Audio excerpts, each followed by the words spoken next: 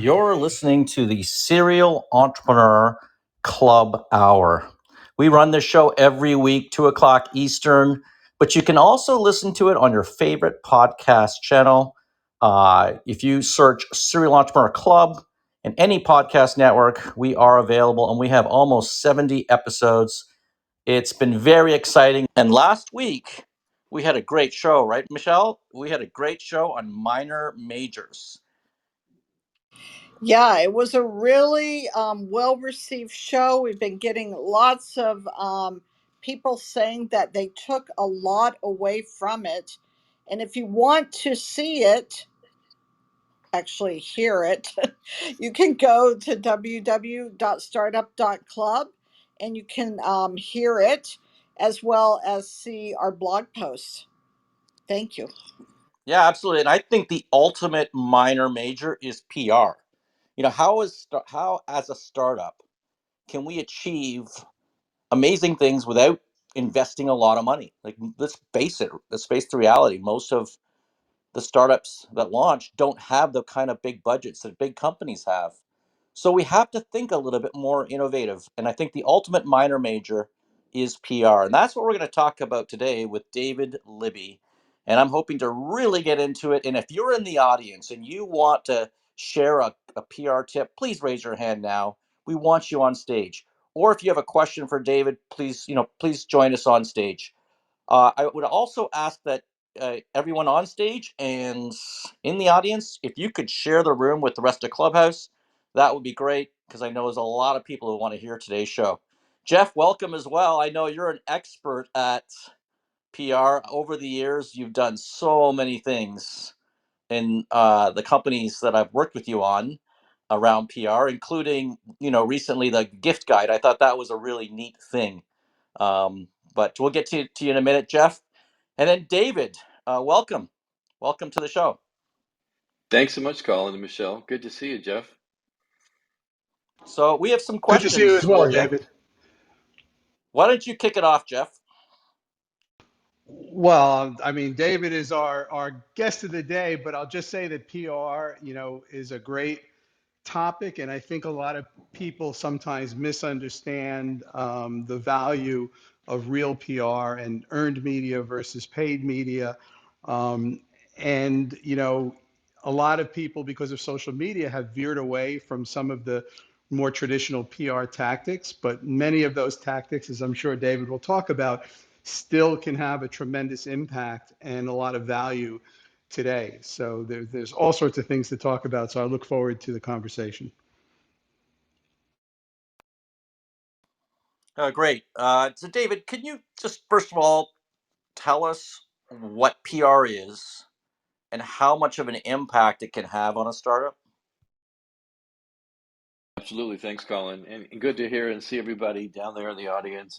And I'm really, really flattered to be asked to come up on stage and share, close to public relations experience that I've had. And it's pretty broad from entertainment to B2B tech. So I'll share, and hopefully this folks down in the audience will get some applicable advice that they can take home or take home to their home offices and make it real. And what's PR? Great question, because when I was first introduced to public relations, and I'm going to date myself, of course there was no internet back in 1994, and we were all faxing our pitches to journalists, or we were picking up the phone and pitching. And so we represented celebrities, we represented production companies back in the day in Los Angeles, just outside of Beverly Hills. And we were working with James Earl Jones and Halle Berry, Shirley MacLaine, and others.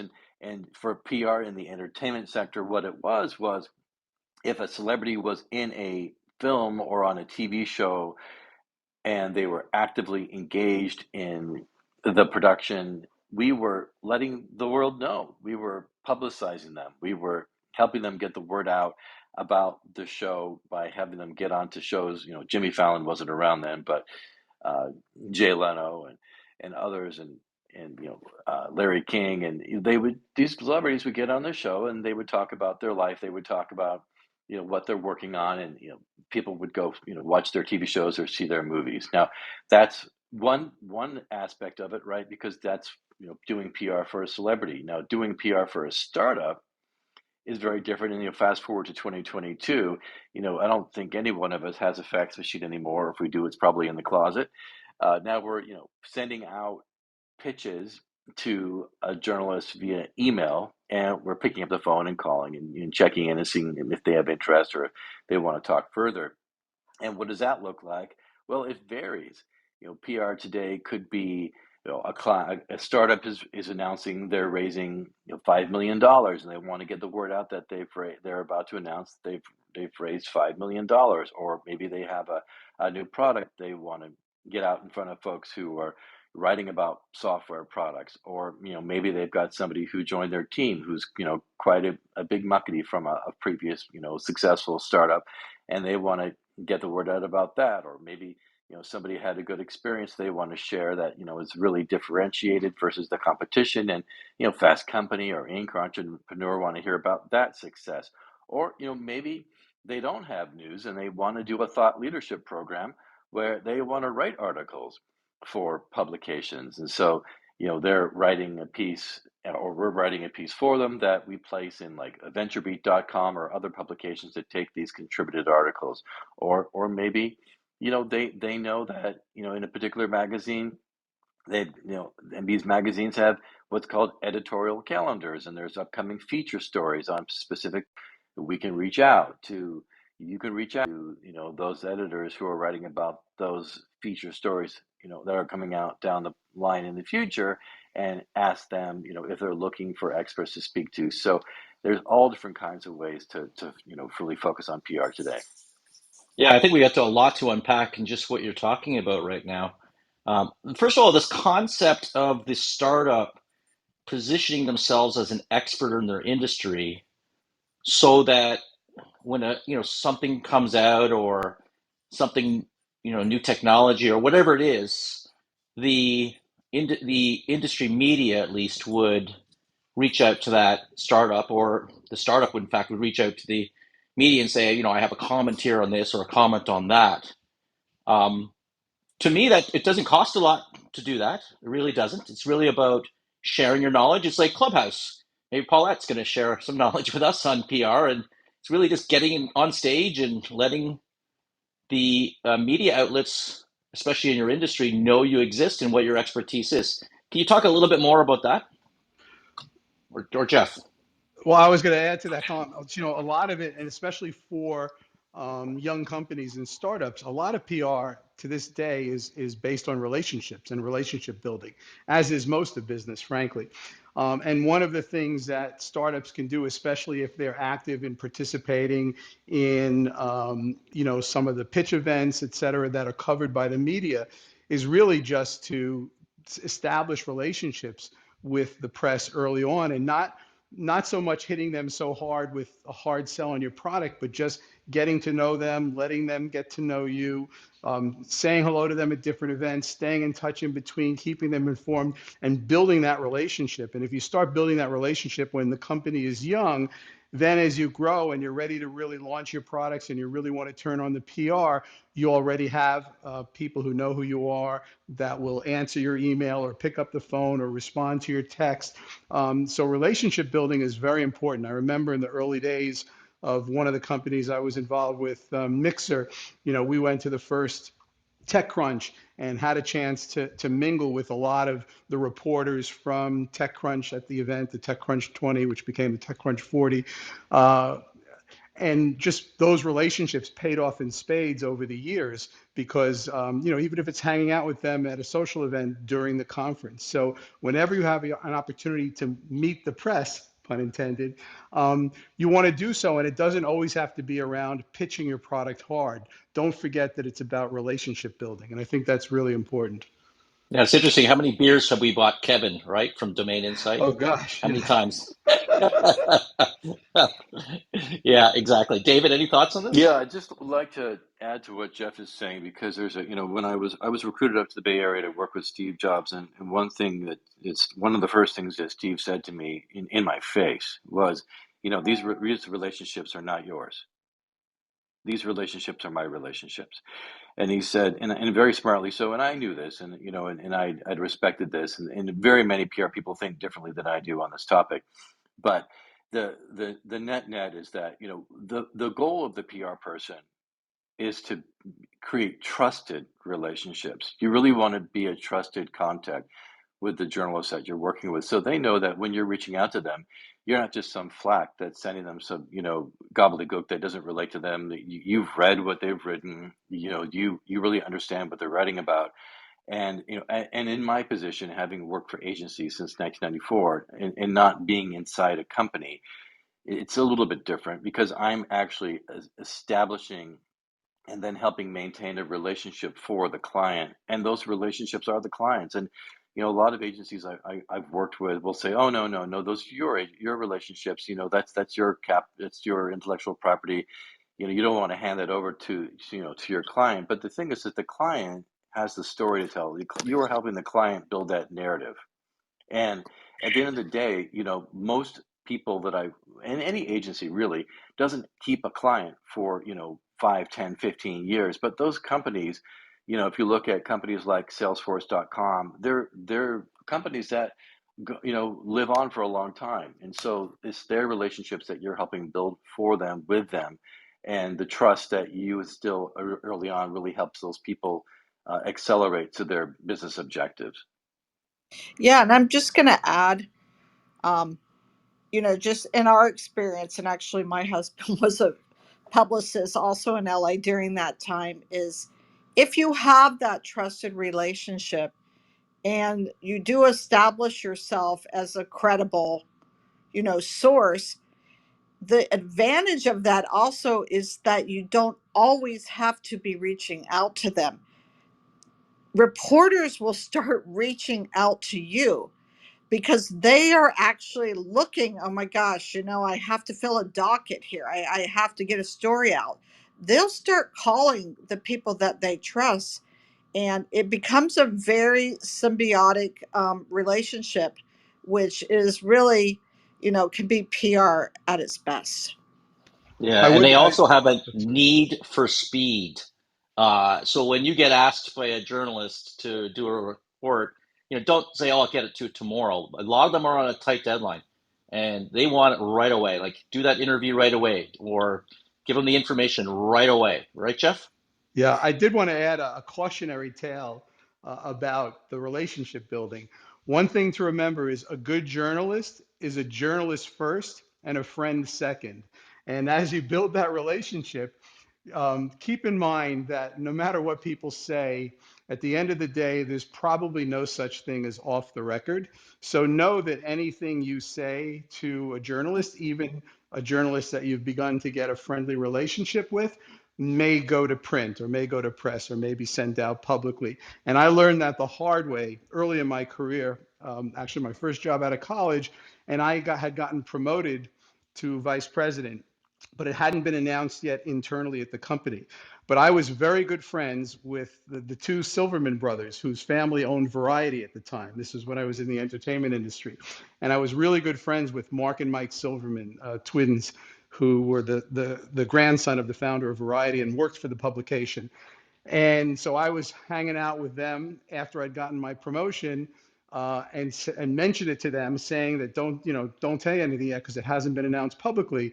And sure enough, the next day it appeared in Variety, and no one in my company had known about it. And my boss, the CEO of the company, was extremely pissed off, and I thought I was going to lose the promotion over that. So remember, off the record is a very tricky thing, and your friend who's a journalist is a journalist first and your friend second.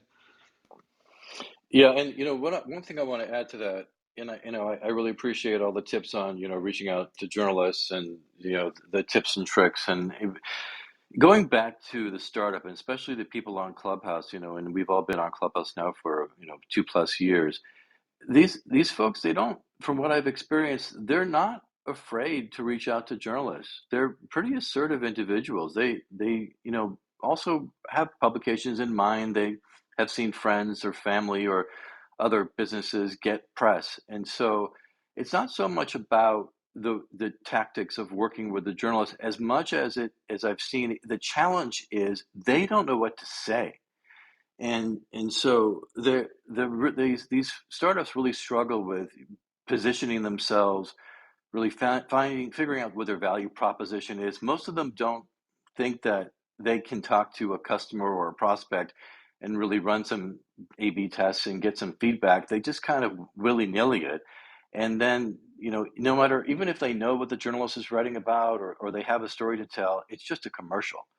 And I think that's where almost everybody that I've talked to on Clubhouse and in startups just fall flat on their face, is they don't take the time to really build out, a positioning document, a messaging document. And, you think that it's something that's complicated, and you think it's something that it's expensive, and to Colin's point earlier, it's just not. I mean, you can go on the internet and type in value proposition, learn what that is. You can go on the internet and type in messaging document, get plenty of examples. You can go look at competing companies. You can look at, historical companies that done quite well. You can read books like Crossing the Chasm by Jeffrey Moore. There's all sorts of ways to learn, really how to build your brand and focus on, your customer successes and, well, first of all, where your product market fit is, and then, on your customer success, and then market to that and build your company and then publicize it.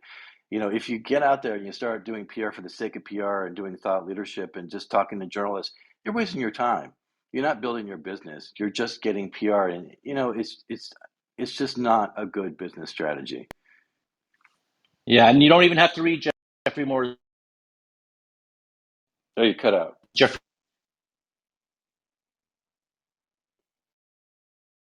Colin, you cut out, but I think what Colin is saying is that Jeffrey Moore actually appeared right here in Startup Club on Clubhouse, and there's a recording of that interview over at startup.club. Been waiting Well, so that's patiently. fantastic.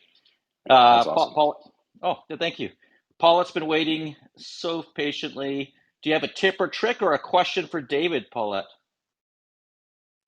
Thank you so much for having me, everyone. Colin, Michelle, David, so good to be here with you all, Jeffrey, and the other David that's on the stage. I actually was just popping in to listen, but you piqued my interest, I must say. When I started out in college, I actually started out as a PR major. And then I switched to communication. And more recently, having a small business during the pandemic, I've learned so many things. And one of those things that I've learned is that I really do have a love for PR. I love it. It excites me. Everything about it excites me. The work that journalists do is really cool. And what I found is a lot of the things that you're saying is very true. Now, as a small business, I know the bigger picture, right? So it's not the journalist's job to know, hey, this person is approaching me. They are, they have this going on, and they have those things going on. They have this business. It would be great. It's my job to put the pieces together for them. And so I think when we're talking about hey, I know how to pitch. I don't have a problem reaching out, but it's just when I get to that point, when I reach out, when I send the message, what do I do? I think one of the tips that I have is to be ready and to be quick and to be swift, right? So you have to be ready with all your offers. Don't say, hey, I got this, kind of like the commercial you were talking about this. I got this product and I think it'd be really great for your audience. Well, they don't care. Everybody has a product that they think would be great for that person's audience. I like to look at it as a value for value proposition. So if I'm asking a journalist for something, if I'm reaching out for something, if I want coverage, then I'm asking for something, but also I know what the give is, right? I know that I'm giving something to their community. I know I have something to offer their audience. I know that I'm going to make them look good, right? I'm going to give them something because I'm asking for something. And it's that value for value. I feel like people miss a lot. It's me, me, me, me, me. It's my show, my show. I have this, I have this. Look at this, look at this. And then you don't even come correct. So when you do go in with that value for value mindset, I think then you also, like I said, want to have your offer ready. So here's what I'm trying to pitch. Here are the details, any links or any things that, that would be helpful, because they don't have time to look. I mean, the reality is they get pitched a lot. They don't have time to look. Now, I personally have been successful. I call it a DIY PR. I've been successful kind of just learning, but building relationships. And so I have relationships with large media, news out here in my state, but also, I mean, quite fun, and built relationships with Drew Barrymore. And my daughter and I got flown out to her show. And it's exactly what you guys are talking about, building the relationships, making it make sense, and then having a good value for value proposition that works for both sides, and not just going in with that, I have something. I want you to have, your audience to know about it. It's going to be great. and me. So I think those are the tips that I would add. But honestly, I'm just excited to be around you all because although I didn't go into PR, I love it. There's so many cool things about it. But at the core, it is truly for me, like I said, relationship building and really finding a way to provide value, but also to give value. So thank you so much for having me. I'm going to stick around and listen, but I would love to jump in with some of the things that I've done on my own, kind of like I call it a DIY PR, because I feel like we've been really successful in getting media coverage for myself, for my daughter, and now I do it for my girls, my Girl Scout troop, and getting coverage for them too. So thank you all so much. This is Paulette. I'm going to go ahead and yield my mic. Paulette, you raised some really great points there, and thank you, especially about the giving to the reporter as well. And one thing that's changed dramatically since probably when David and I started out, when we were mailing press releases in envelopes, and the whole company had to stuff envelopes and send out those press releases. Today, especially with online publications, even major ones, even the New York Times and the Wall Street Journal, they often have the writer's email address right there next to the article. So finding out how to contact a journalist is a lot easier than it used to be. But the thing is, if you're going to reach out to them by that publicly available email address, so many other people are too, it's so important to actually read what they write, find out the things that are of interest to them. And then if you're going to talk about your company, you want to do it in a way that matches their interests. So, read the past articles by that reporters, because typically reporters have a certain angle they like to pursue. And it's pretty apparent if you read a lot of what they've written. And then you want to position your pitch to them to feed that need, to feed the desire that they have, to feed the things that they like to write about, the angles that they like to write about. And all of that's readily available. It's just a matter of taking the time to do it and think it through. Thank you for that. Can I also add too? Don't be afraid to throw someone a bone, right? Like there was a major story that happened here out in my area, and it was a really tragic story. And I knew someone connected to it. And so I knew that none of the other news outlets had done coverage on it. And I said to one of the individuals involved in this tragedy, I said, hey, if you would like to get your side of the story out, I know someone who you could contact. I know, someone who may be interested in helping you. So by me helping them, right, I was able to provide value to the reporter by handing her over on a silver platter a story that no one else had. And so those are opportunities where you then again build that relationship and build that rapport. It's value for value. So it's not here comes Paulette with an ask, it's here comes Paulette. I wonder if she has an ask or a gift. Thank you so much. Yeah, it's interesting you talk about that because sometimes the best PR comes at the most unlikely times. And I remember back in the 90s when we had an ISP and our lines got cut. We had about 600 phone lines, and we were pretty much out of business because, I mean, they physically cut. They were doing some construction, and they inadvertently cut the lines, and 100,000 people in Toronto at the time were on the internet on our service, and we were like out of business. And so we all gathered around in the boardroom and said, okay, what are we going to do? And I said, well, what can we do? Let's write a press release and send it out in the next hour. Well, I'll tell you, I listened to the radio station 680 News. There wasn't an hour that went by they didn't talk about Internet Direct in that service. Then Mafia Boy hit us. That was a big one. We were on national news around that one. And then even with our small incubator, we had a hurricane, tore the roof off. It was a disaster. Our building shut down. I got my son. We got a drone. We droned it. We took some photos and we sent them off to the newspaper, and they printed an article about it. So sometimes the most unlikely times. David, any thoughts on that before we jump to you, David, number two on stage? But any thoughts, David? This David? Yes, Of course, there's exactly. more than one David on the stage. Yeah, because that's just the way the world works. David's, Michaels, Stevens. Yeah, that's a really good point, Colin. And I think that and also to Paulette's point, there's a organization called HARO. Help a reporter out. There's another one called ProfNet, where journalists are looking for on the fly opportunities. They're writing about something that's trending, that's hot in the news, and they need somebody to speak to it. Or in your case, you were following the trend, right? And you really played to it, and got lucky in that, you right place at the right time. And a lot of it has to do with timing. And On one hand, I think that's another PR strategy that does work, especially if you're in an emerging market and, it's an NFT or it's, a blockchain or it's, it's something else that's really hot right now, or, something specific to your actual local market. Um, but the other thing that I push our clients on is really developing a PR strategy, and that is a part of the PR strategy. But I always really want to help folks just recognize that it's so important to really try to control your own narrative. And I think you did a good job for what you said on that one. And then I would think, okay, what's next? And what's next is, looking at your PR strategy. Okay, so what's the next press release? What's the next round of stories you're going to put out? How are you going to upsell, your company, your, and show more and show growth. And that's really what it comes down to, I think, for a lot of these startups is they don't do this, and they should. And I'm saying they should focus on growth. They should focus on marketing their growth. I mean, if you look at, we've had a number of clients that have been acquired or IPO'd.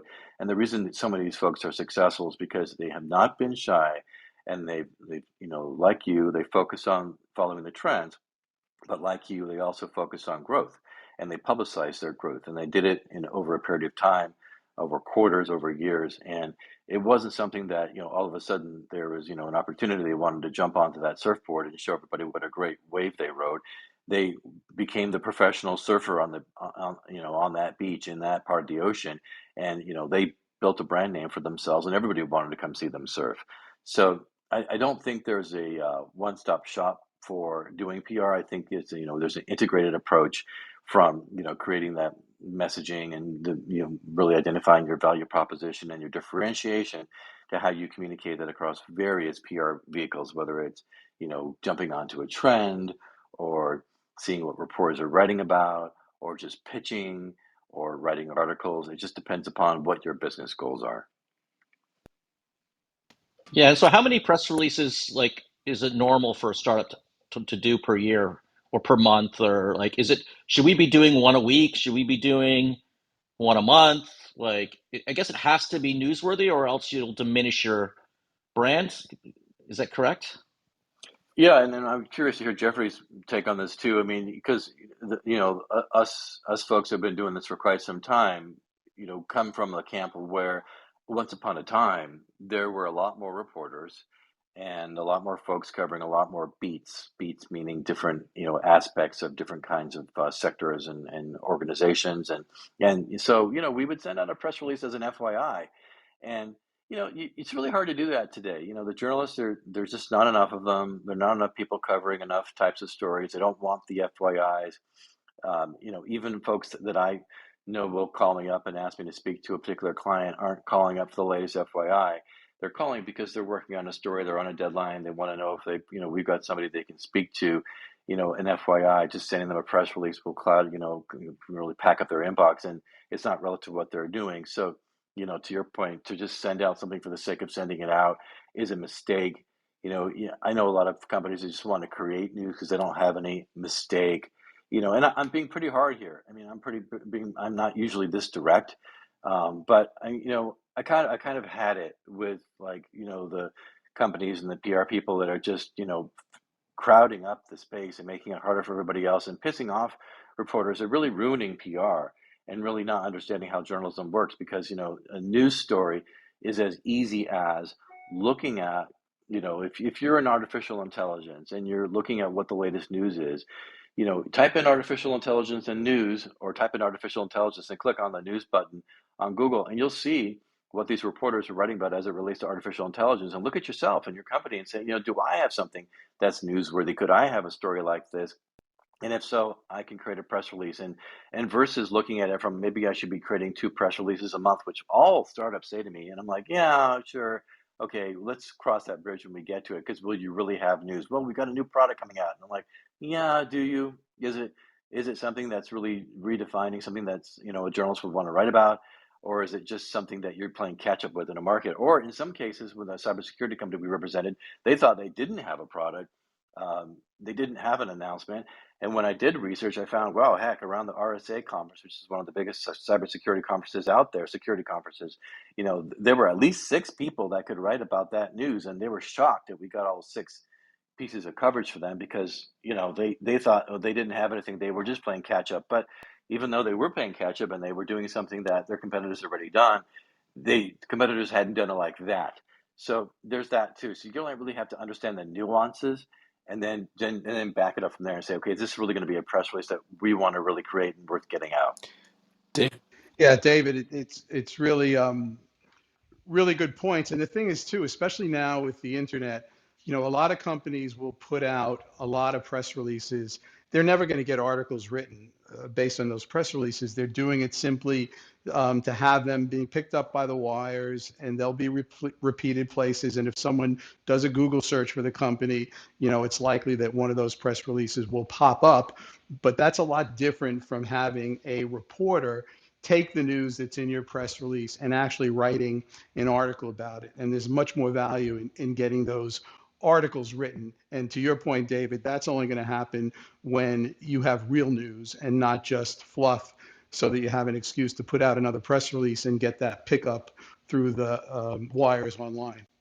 But you brought up a really good point too, Jeffrey, is that, if you create a press release, you don't have to send it to a journalist.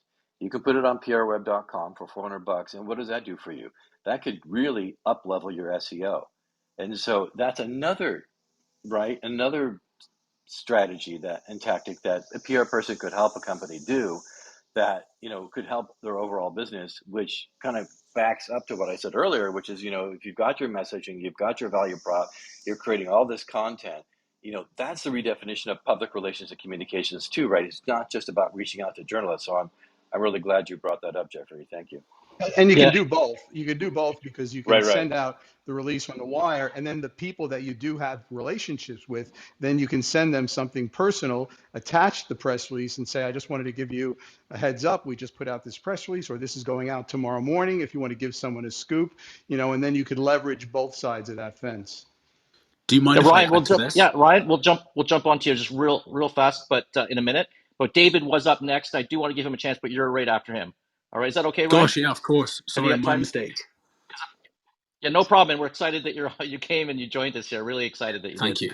And I was going to add to that last conversation that we had an Amazon expert in here once that said it actually helps you in the search engine results as well if you're PR, if you put out a press release. Now, that being said, a press release for press release, just to put it out there, I don't know if it's necessarily worth it.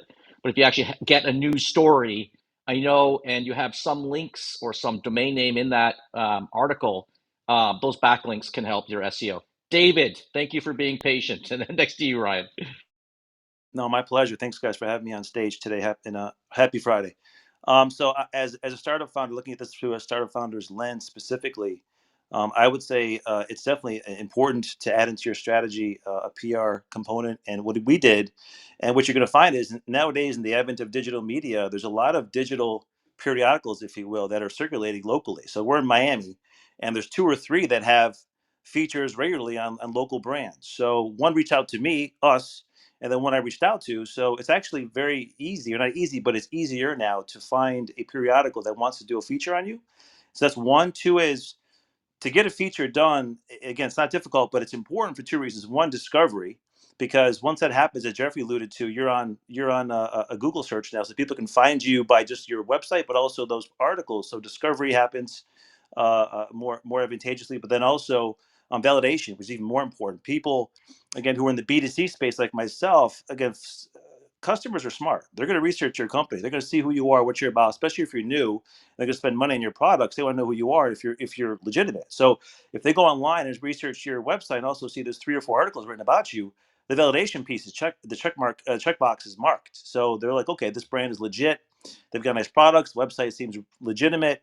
There's articles written, blah blah blah. So from that perspective, it's really important, I think, to put that in your initiatives. But from just a sourcing perspective, again, locally, it's not that difficult if you find local digital media outlets that you can tap into. But then also from an industry perspective, again, not as difficult as people think. If you reach out to, again, with the advent of social media, it's easy to find kind of the editor for the athletic piece. And let's say, for example, Footwear News is a big periodical for us. And so I found the guy who runs the athletic side, this footwear specifically, and reached out to him a few years back. And we're working on doing a piece now. It's in process. But again, I reached out to him, and he reached out back to me. And if you have an interesting company value propositions you present to those industry periodical experts, they're more than willing usually to listen to you and see if you have something interesting they want to write about. And get to Colin's point, they're looking for articles to write about. They need content. They want to find interesting companies to do spreads on. So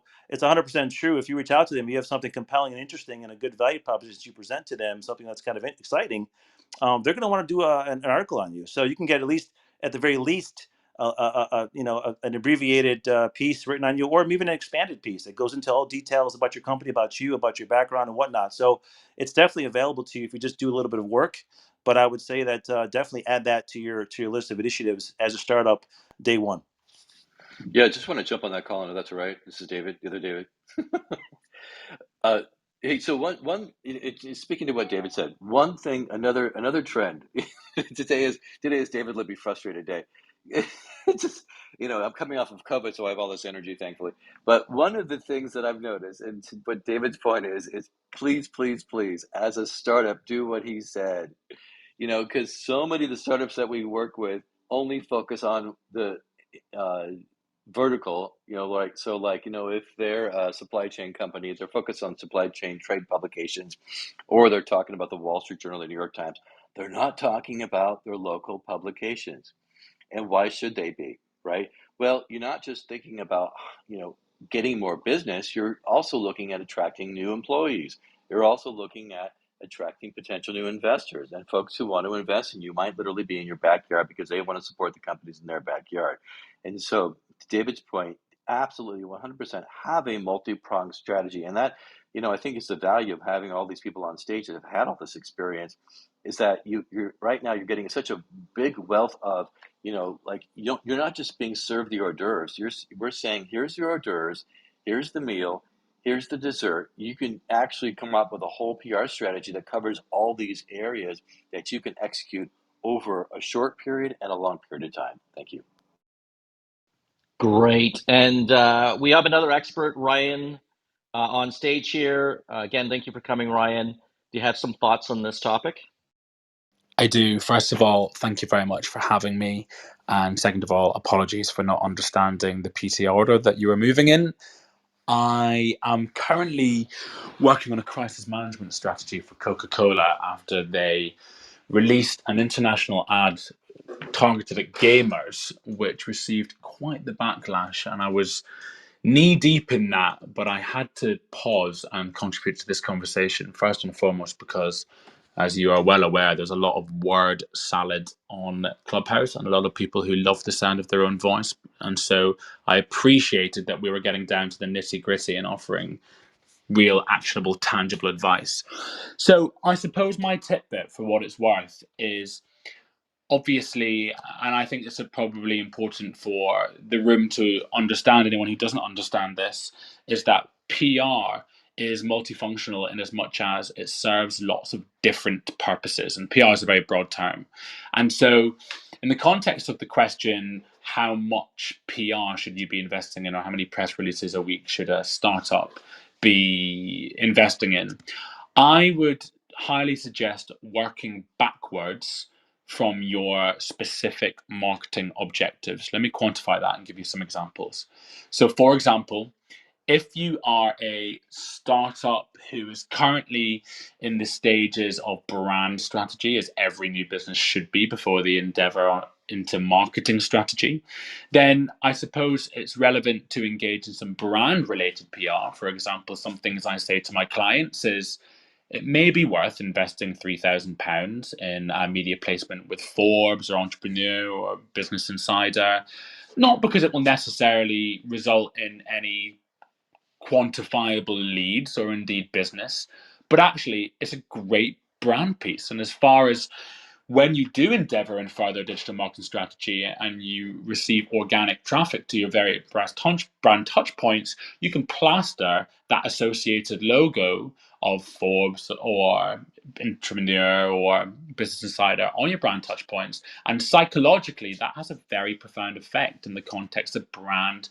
education and brand awareness. That's the first example. I suppose the second example, which David touched on so eloquently, was perhaps you have come through that hurdle and you have specific SEO objectives. And if you're a business that doesn't have SEO objectives, I highly suggest that you re-strategize and think about SEO, because depending on your industry and sector, successful SEO should be accounting for 64% on average of your leads in the B2B space, and converting at 14% and for free.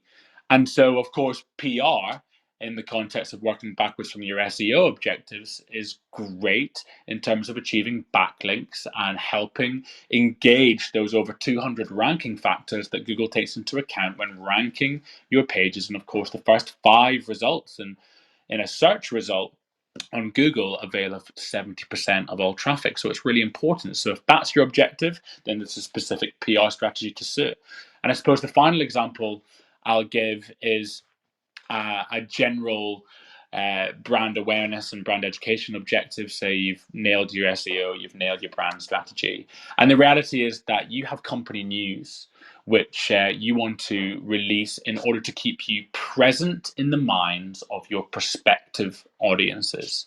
So when somebody who, as David said earlier, is applying for a job or is a prospective client or is just generally interested, when they are searching for you, then they can see up-to-date, current, relevant press releases that relate to the wins in your business, be it a key hire or a new client or an event that you're holding, that help them understand that you're still a relevant business. So those are just 3 different PR strategies that I've worked backwards from different objectives. And I just think it's an important clarification to make that PR is a broad term and there are specific strategies and PR strategies that should be worked backwards from specific objectives. And startups is also a broad term, and startups may have different objectives. And I think the reality is first look at what objective you want to achieve, then engage in the correct PR strategy, and then set your KPIs accordingly. I'm Ryan, and I'm finished speaking. All right, Ryan, I have to ask you, was New Coke a PR disaster or was it some type of stunt too? I don't know. I hated it when it happened. I think it was mid 80s, if I remember, I don't remember, or 90s.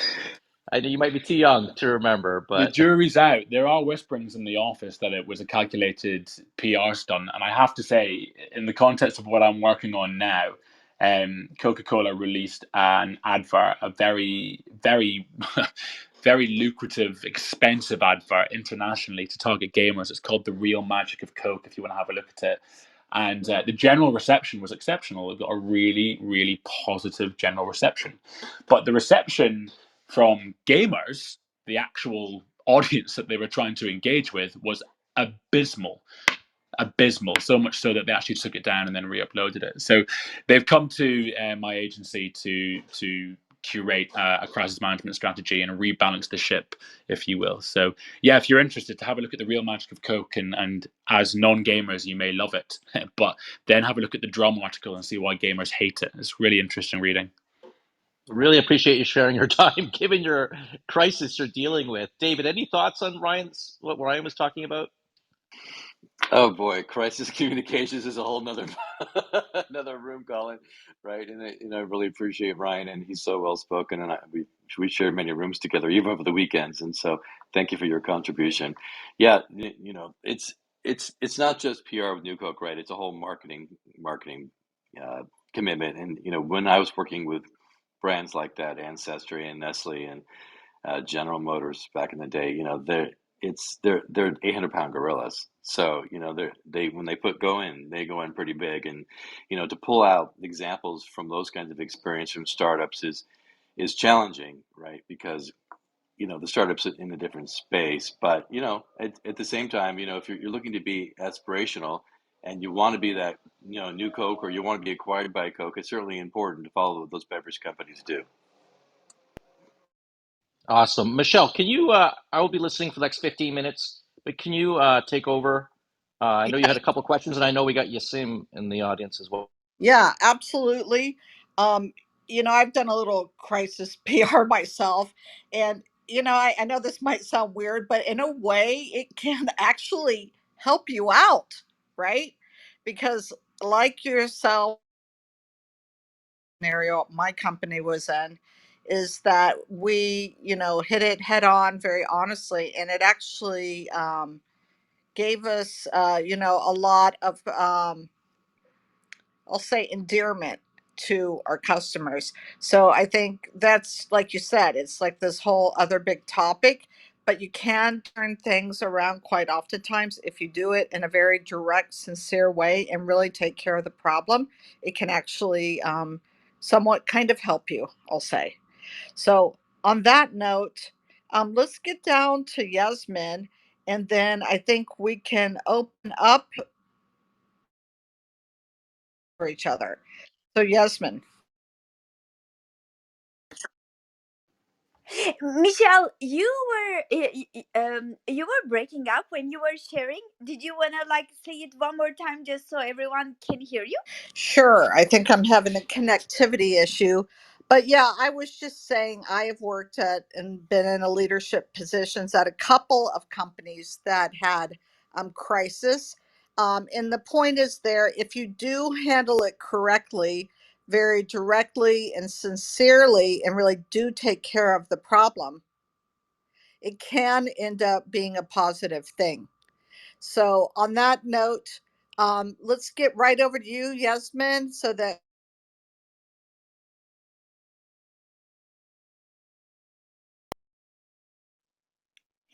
Okay, thank you so much, Michelle, David, Colin, everyone. So my question is this.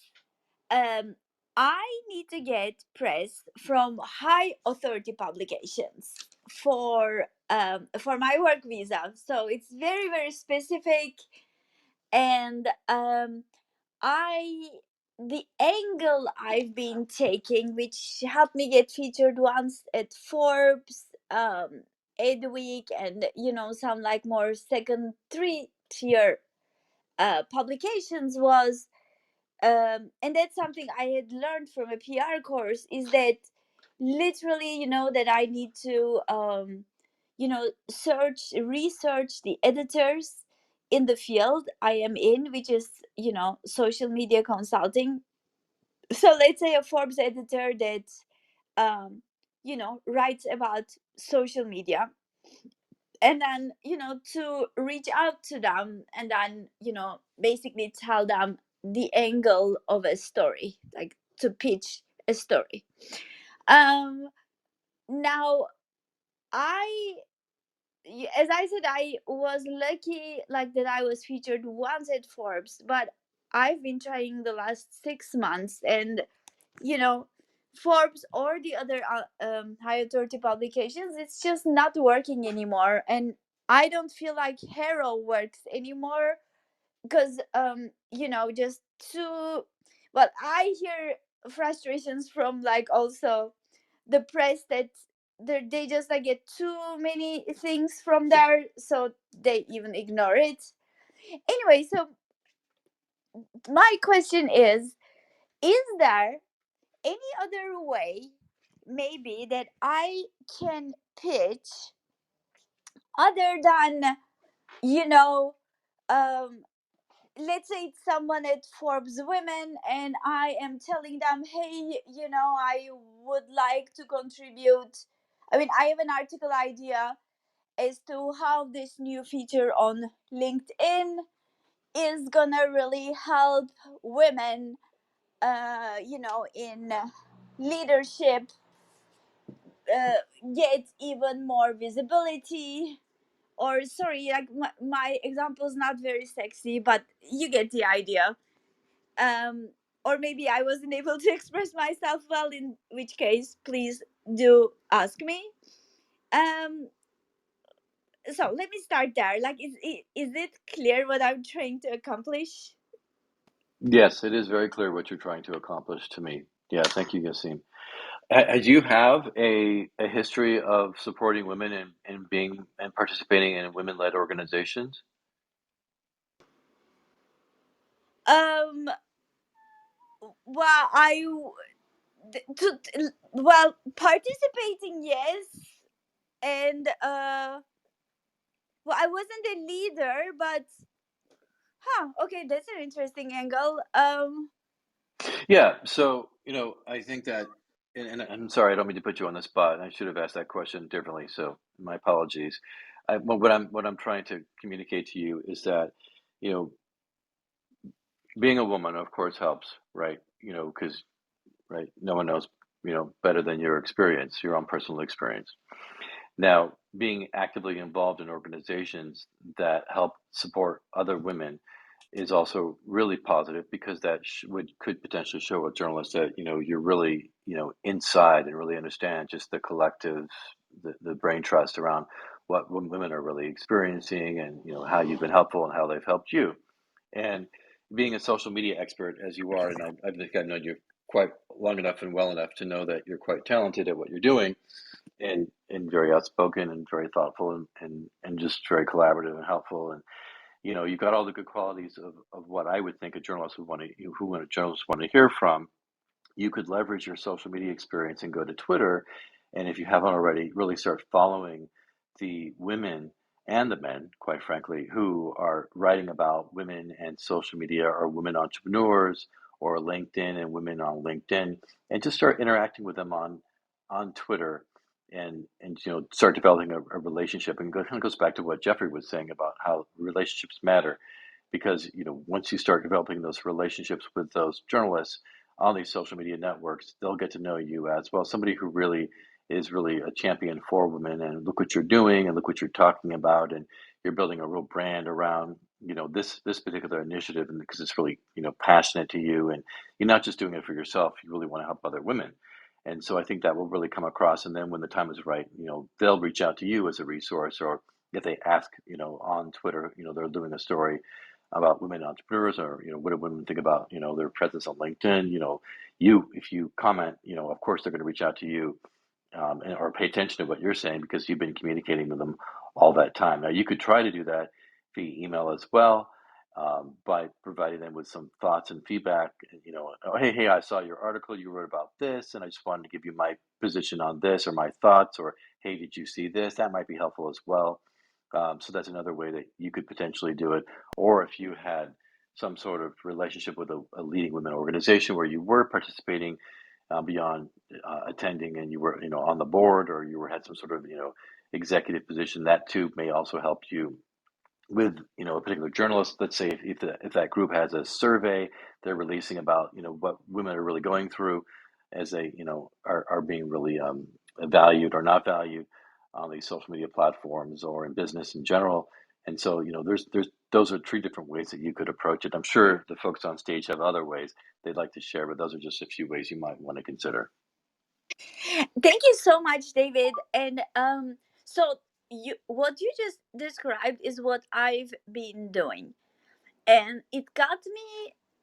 So it's not getting me success with the, like, let's say the Forbes Inc. entrepreneur type of publications, which is the requirement for the visa.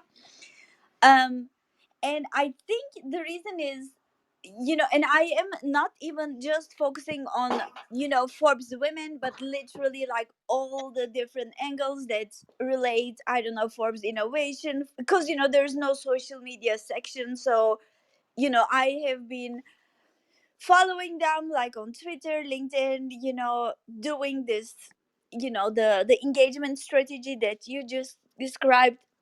I so I guess the reason it doesn't work with them is because there are so many people who are doing it, and they are like, they already have so many followers, so many comments that my comment does not get seen. Right. And that goes back to a point that I made earlier, is that, it's really, really hard to do PR if you haven't yet build up a brand presence, build up a lot of content and equity around where you're focusing.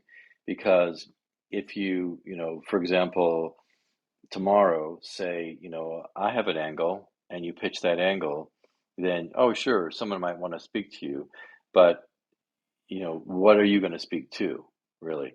And you can speak to that particular angle, but you really have to be invested in it, have real world experience dealing with it for someone to really feature you at that level. And it could be as simple, I say simple with the air quotes, in that you have a customer, a woman customer who you really helped out and you really made a difference for her, and she's the story for these top tier publications, and she then talks about how wonderful you were in helping her get to where she wants to be. So but it depends upon the publication that you're pitching. These top tier folks do like to get real world case studies where these customers can really disclose, who they are, what success they've had, how it impacted their growth. And so that there's that. Also, I'm not understanding how it relates to you getting approved for a visa. If that's really the case, then you can always spend like $1,800 to $2,000 and buy a relationship with Forbes where you have a regular, you're a regular contributor if they accept you to be one, and you can write for them weekly or monthly, and that may be, an opportunity for you that may help, solidify your visa application. But it's hard for me to believe that a visa application would be somewhat dependent upon you getting press, or because it's such an impossibility for so many people. It's almost unfair, that the visa, the organization, right, the visa application organization would be requiring that. So maybe I'm misunderstanding. I mean, I know we're getting pretty close to the top Oh of the no, hour too here, but David, Yes, we trust me, they are like the I have been working towards that, fulfilling the requirements of that work permit for 2 years. They make it like ridiculously difficult. But yeah, your understanding is correct, and that's just one of the 20 requirements, which all of them are difficult. But oh, just oh, one okay. question about what you said. So the story does not have to be about like how successful or great I am.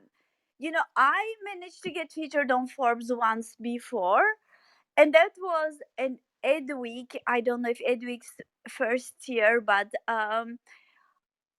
it was more like, there are, so the one angle that I can come up with that I learned is, let's say something changes on one of the social media platforms. Okay, let's say uh, if the magazine is entrepreneur, it's for entrepreneurs, so I think of, okay, what are the implications of this, let's say, new change on Instagram on entrepreneurs, I don't know, getting visibility, maybe small businesses, like on entrepreneurs in general. It's can I deliver you a really difficult truth in as much as I have the privilege of having insight with regards to the inner workings of Forbes and Entrepreneur and magazines like it. And it's because at my agency, we have senior contributors. And so I'm in touch with some of the major purchasing decision makers at the likes of Forbes and Entrepreneur. And I'm just going to explain to you a couple of things. The first thing is that I've been told that 98% of the articles that they publish, both online and in print, are paid for media placements. And that's because their entire business model has changed. And as much as they used to be paid for by advertising, but now they don't have the same pool. And so, unfortunately, the way that they function, the way they make money is through people who want to utilize their brand to align with their own brand and be associated with it for the purposes of strategic brand PR. And that's the first thing. So, unfortunately, Forbes, you can have the best angle. You can have the best angle and the best experience, and it can be interesting and unique. And the reality is that you will not be accepted to feature, and that article will not be written because capital is king, unfortunately, and it does not make them money. And so, really, the only route to market now to be published in the likes of Forbes and Entrepreneur is to pay for it. It's as simple as that. And I wish it wasn't the case, but it is the case. And so, for example, many of our clients or people come to me and they say, I want to be featured in Forbes. And I'm just really honest with them and saying, okay, well, first of all, they will only publish an article on individuals, not businesses necessarily. So you can talk about you as an individual, and the angle could be, why should all entrepreneurs study psychology? That was published about me. And then in that, you can talk a little bit about your business. That's the first thing I say to them. And the second thing I say would be $3,000. And that's the reality, the truth. But if you want to be published in Forbes and Entrepreneur, you have to go through an agency that has a contact with a senior contributor who can write an article about you with a specific angle, speaking a little bit about your business, and then you have to pay $3,000 for it. That's really the only route to market, unfortunately. Right, or you can Thank find a you, contributor on Ryan. LinkedIn, or you can find a contributor on LinkedIn. Okay, Absolutely. I know we're at the top of the hour here, and I'll hand it back to Michelle. But it's just it's very interesting to me that so much of the PR these days is pay for play. Whether it's a business publication like Forbes or Entrepreneur, or if it's a business publication like a trade publication. That's just how they play, and that's been that way for, gosh, I want to say at least 10 years now. At least 10 years. So, all right, back I to you, was Colin and Michelle. I was going to add that Startup.club is new, and if it's a visa requirement, you wouldn't have to pay anything. We'd be happy to take blogs from you or any stories you want to write about. In any case, back to you, Michelle. I know you're running it. Yeah, I think it kind of gets back to, don't dismiss non-Forbes level kind of publications. There's a lot of really good publications out there that have extremely strong followings, that you could probably get published in. Of course, we're building out our website and we have a massive amount of content, but contact me. And if there's a show you want to do that is about the subject that you could complement with a nice written blog, we'd be happy to try to help you. All right. Thank you so much, Michelle, Colin, David, Ryan as well. And just a quick question, Ryan and Colin, you mentioned reaching out to contributors, but I heard that actually Forbes fired a lot of those contributors who were taking money to pay people. So that it's really not legal. Now that's why I mean, so are you saying it's actually not so, and it would be okay if I reach out to Yeah, contributors? let us just kind of wrap this up. They're really, really good questions, and maybe you could reach out to a couple of the folks here. They're actually formal programs. It's not payola or anything illegal. It's formal programs that anyone is open to participate in. So this has been an amazing hour. I'm so grateful on behalf of Startup Club and our members here for this amazing session with David and Ryan joining us. I almost feel like, Colin, we could do a part 2 of this. There's so many I feel like we questions. got to do exactly, but we got to bring Ryan and David Right. and David and yes, him as well. I mean, it was great that you contributed that way. It was a really good show. I feel like we barely scratched the surface. I know. Like, I had so many things I would have loved to talk about, also, as it has to do with content and social media, because those are such open forums. So I think we better start wrapping up here. But Colin, let's schedule another session to continue this conversation. If we can get David and Ryan to join us. So David and Ryan, we'll send you either a direct message here through the app or an email if we have your email, and get something on the books. But gosh, I really appreciate this session, hearing from both of you and other folks in the audience that are really expert on this. And I believe that there's been so many tips, that are going to help our members here. So be sure to follow our website and our email list, which is at www.startup.club. We will be posting some of these tips up there, as well as have recordings. And we will be getting another session on the calendar. So, Colin, why don't you close us up? And I think that's it for this week. Yeah, and I think next week we're talking about platforms, and it's my favorite type of business, subscription platforms, and the realities of launching one. And I truly believe they're such great businesses, but they take a long time. So we're going to have two individuals who spent the last 8 years building their digital platforms and selling subscriptions, and they're going to be on talking with us about that business model on Startup Club. And definitely check out startup.club and sign up to that email list. We have so many great speakers coming on next month, but you won't know about it unless you sign up to the email list. Thank you, everyone. I know I followed you, Ryan. I don't think I was following you until today. It's the first time I think I've actually met you, or a second time, but I'm definitely following you now, Ryan and Paulette and Yasim and David, and anybody in the audience feels like they should follow. Please give them a follow as well. It was a great show. Thank you very much. Thank you, everybody. Thank you, Colin. Thank you, Michelle.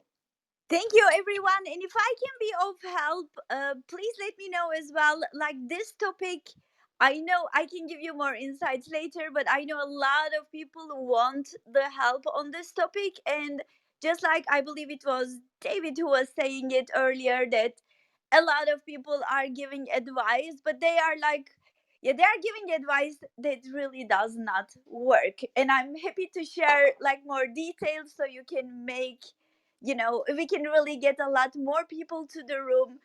So I'm very happy to help you get more visibility for the room as well, especially around the PR topic, because I know a lot of people are looking for it. Thank you very much Awesome. again. Yep. And it's a Thank you community. all. Thank you. We It's really appreciate it. Have a wonderful weekend and please be well. it's a Same to you all. community. Thank you Thank so you. much. Thank you.